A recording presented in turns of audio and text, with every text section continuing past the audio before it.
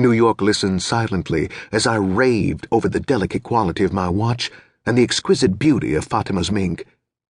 He removed his watch from his arm and put it beside mine. There was no comparison. To match my watch against his was as disastrous as pitting a baby kitten against a full-grown dog. His watch had 2 rows of diamonds going completely around it, while mine had one. Where the bands connected, there was a cluster of diamonds, whereas on mine, there was none. I'd always known that his jewelry was superior to anything I could purchase off the whore money I was getting, but my excitement over buying my first diamond-studded watch had led me to act rashly, and now complete embarrassment was my reward. All 5 of his girls were lolling around in the front room, watching us. When he compared our jewelry, they giggled. New York caught them with his glance, and the sound froze in the air. But the damage had been done.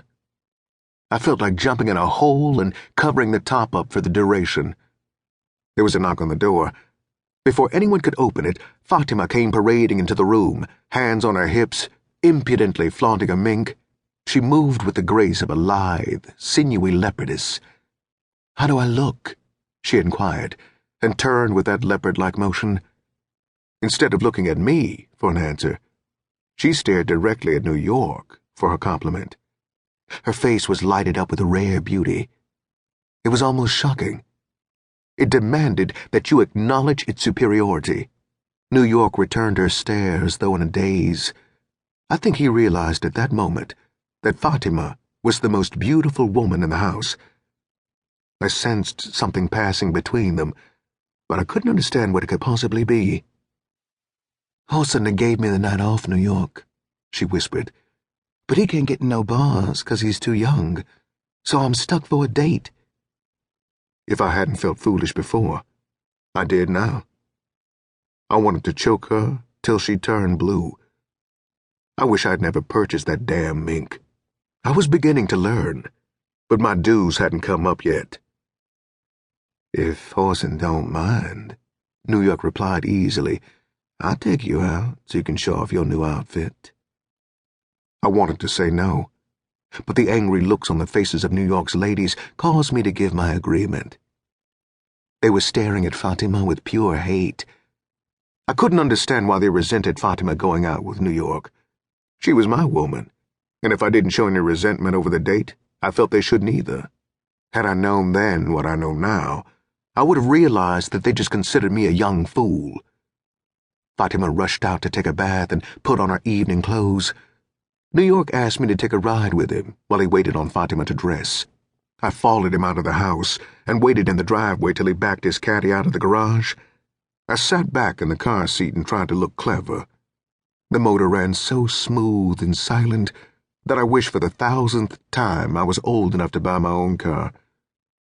"Whoreson," New York began, "I'm gonna run something down to you, man, 'cause I kinda like you.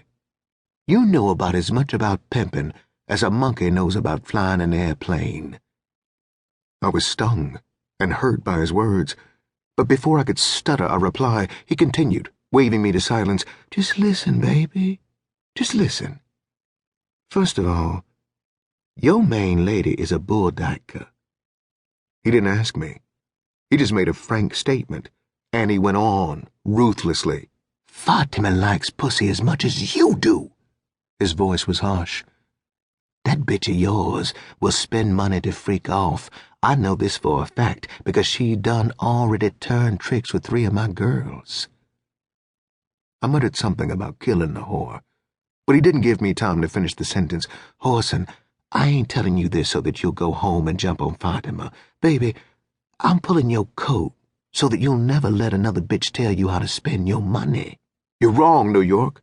I don't let my women tell—" He interrupted with laughter. His laugh was so hurting that I stopped trying to explain. "But you mean I'm wrong, baby?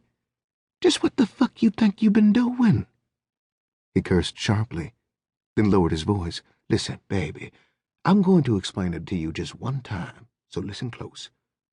Your main lady played on you. Ain't no